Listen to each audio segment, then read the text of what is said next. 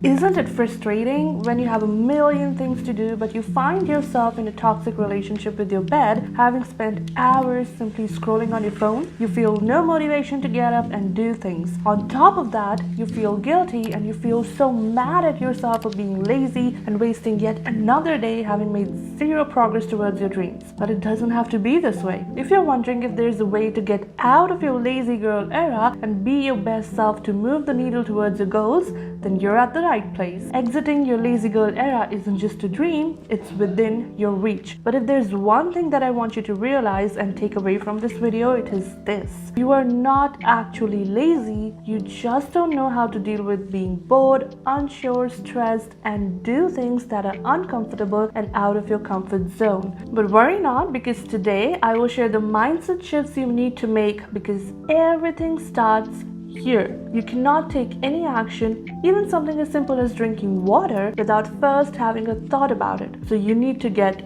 this in the right place. And I'm 100% sure that you can break free from your lazy girl era if you implement what I share today. But first, I want you to understand that I can give you a million tips on time management and productivity, but they won't work if, number one, you're lazy because you feel low on energy all the time, even in the morning or within a couple of hours after waking up, and also when you are scrolling or watching Netflix. You don't just feel resistance in working, but you feel physically low on energy and tired. This usually happens because of underlying health issues. Now, I don't mean that it has to be something super big, although it can be, but chances are that it is something as simple as a vitamin deficiency. So if you constantly feel low on energy, then I highly suggest getting some blood work done. This was actually the case with me. I was diagnosed with PCOD and adrenal fatigue at different times, of course. Another time I was diagnosed with vitamin D and vitamin B12 deficiency. Correcting these helped me massively with my laziness. I also suggest that you watch my other videos that I've made on this topic after watching this one. I'll leave the link to them in the description below. The second reason why these tips might not work for you is if you don't keep the promises you make to yourself. And this is mindset number one. Keep the promises you make to yourself and take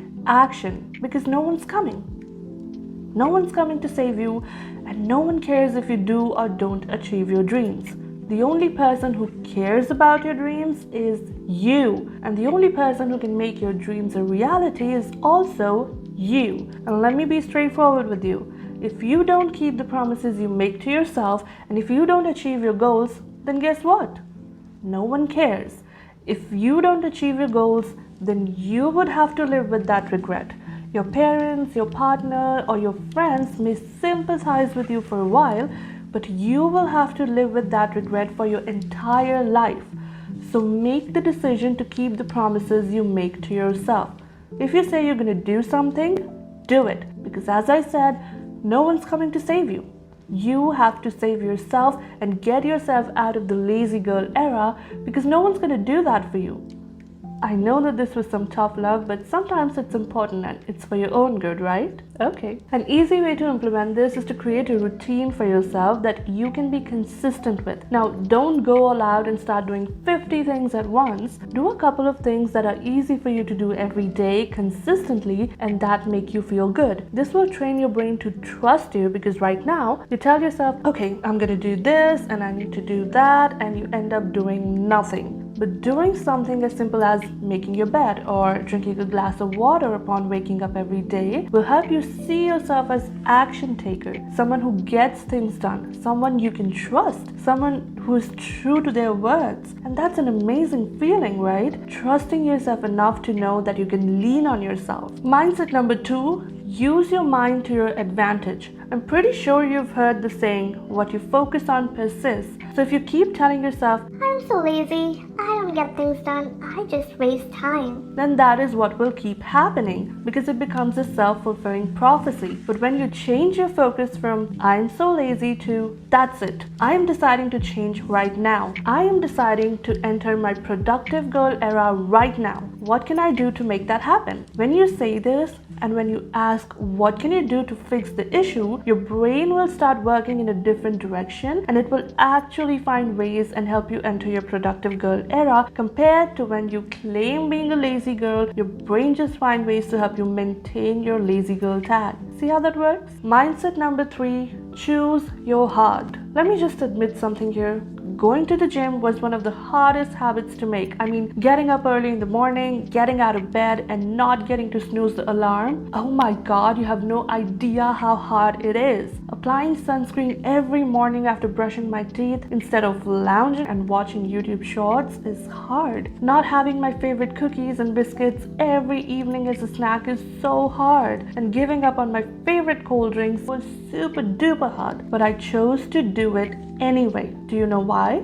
And no, to get a healthy body, to have good skin, to feel energetic were not the primary reasons. The primary reason was that looking back at my life and regretting making poor choices, feeling insecure of my body weight, feeling like I'm 80 at 25, having to depend on a nurse and not being able to walk on my own or run with kids in the playground when I'm 80, and the pain of not having given my 100% to pursue my dreams was so much harder than actually doing those things. Getting things done and sucking at life are both hard, but the good news is you have the choice to choose your heart. And let me tell you, you will never regret the things that will move you towards your dreams. You will never regret going to the gym. You won't regret not getting those extra 5 minutes of sleep. You won't regret working for 4 hours a day with laser focus to later spend time with your family. You will never ever regret not scrolling through your phone to call your boyfriend or girlfriend for 15 minutes and being present with them, and you will never regret reading that book. So make the decision right now. Is it hard to lay in bed and scroll through social media and not make any progress in your career,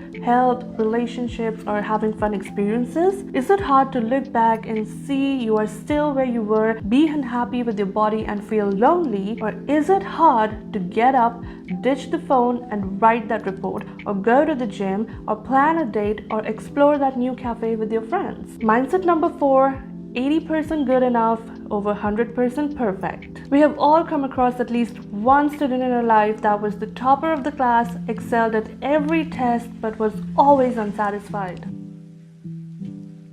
So did you score well? Yeah, it was okay. What are you talking about? You always score the highest in our class. Yeah, I did okay this time. But you look so happy. How much did you score? I got 56 last time, but this time I got 72. Wow, that is so great. How much did you score? You look so sad. I lost 2 marks. I got 98 out of 100.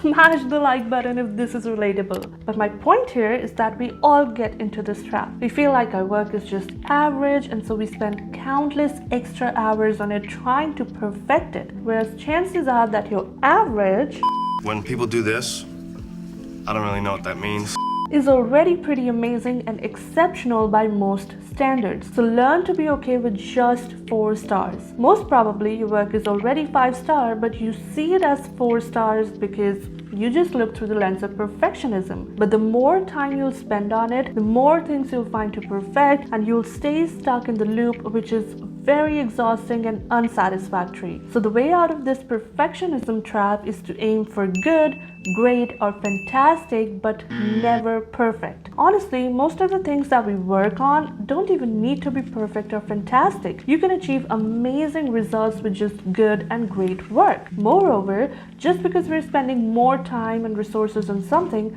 does not mean that we are actually improving it. Let's think of it this way. Let's say that you just came back home from a very exhausting day and you're famished. You see a bunch of bananas lying at the table. The first bite that you take tastes like heaven, and the first banana you eat makes you feel really happy. Then you eat another one. You're still happy and it tastes amazing, but maybe not as much as the first one, right? Each additional banana that you eat adds less and less happiness and tastes less amazing compared to the one before. That's the principle of diminishing returns. It means that as you keep adding more of something, like eating more candy or working more hours on a project, the extra benefit you get from each additional bit starts to get smaller and smaller. Eventually, You might even reach a point where adding more doesn't make you any happier or doesn't improve your project much at all. It's like the law of too much of a good thing. Sometimes more isn't always better. So do a great job on the project at hand, and then when you feel the urge to make it perfect,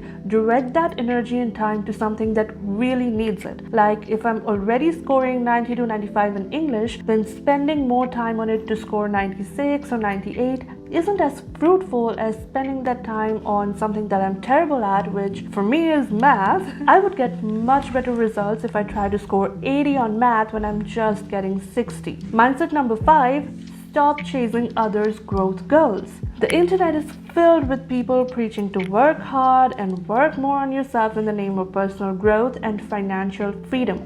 Certainly, working on yourself is beneficial. I mean, that's what I teach on this channel, and having financial freedom is freeing, but you do not have to spread yourself extra thin to fulfill someone else's definition of growth. You only have to achieve your goals. You define what level of personal growth you want to achieve and how much money you need to be financially free. Someone might need more money to be financially free because their goal is to maintain their 8-bedroom mansion, where someone else might need significantly lower amount of money for financial freedom because they are content with their 3-bedroom apartment. Similarly, some people might want to be an entrepreneur and earn loads of money. Some people want to make their passions their career and want to work for just themselves without having a boss or an employee like myself. I want to be a full-time YouTuber and make a living off of it. But there are also people who love the 9-to-5 job, who love the stable monthly income, who love not having thousands of employees depend on them, who love not having to struggle and work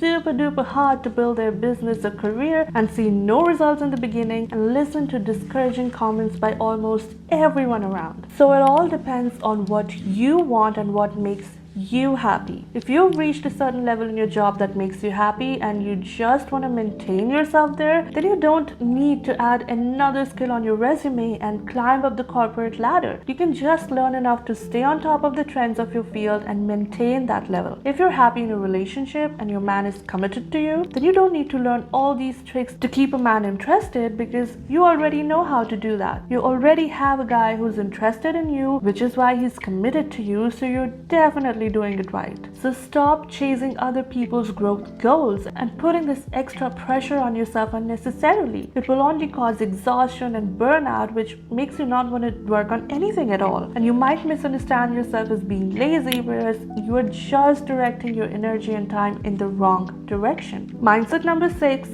ditch victim mentality. We've all gone through some experiences in our life that have programmed our minds with limiting beliefs and trauma. But especially in our lazy girl era, we succumb to those experiences and start believing that because of our past or because of our circumstances, we're not able to achieve or do certain things. A couple years ago, I believed that I cannot do things because of my health. I had PCOD and adrenal fatigue at the time. I was exhausted and stressed all the time, and it was true that because of my health, I was unable to do anything. But the problem was that I was doing nothing about it. I was simply sitting all stressed out, blaming my health for it. It is when I understood that being a victim to the circumstances, I'm simply letting time fly, the time that I'm never, ever going to get back no matter what I do. So I decided to be the hero and not the victim. My biggest hurdle was my poor health, so that is where I started. I worked on treating my adrenal fatigue first, and my reports came back normal for it, and I already started feeling less tired and happier. Then I started working on my PCOD. In 2023, I had my PCOD all reversed. I was literally glowing. Like, I had people stop me in the middle of the road to ask me what I do for my skin, how is it so glowing and healthy. I had people texting me, asking me how did I become so fair and how is my skin so glowing. But then life happened again and I'm back to square one. My adrenal fatigue and PCOD is back, but this time around, I am ditching victim mentality. I have handled the curveball life threw at me, and now I'm working on my health again. And I know I'm gonna handle it super fast this time because I know the quickest sustainable way to treat them, unlike last time when I had to experiment. I just talked about health here, but there are so many limiting beliefs, traumas, and past experiences that people grow up with. Some other that I went through and have publicly talked about are financial crisis, growing up in poverty, insecurity, being bullied for physical appearance, and the worst self-esteem because of bullying. But ultimately,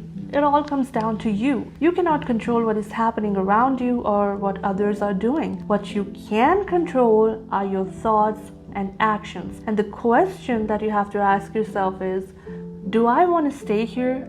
Do I want to keep being a victim to my circumstances, or do I want to take control and propel my life in the direction I want to? Because it truly is up to you.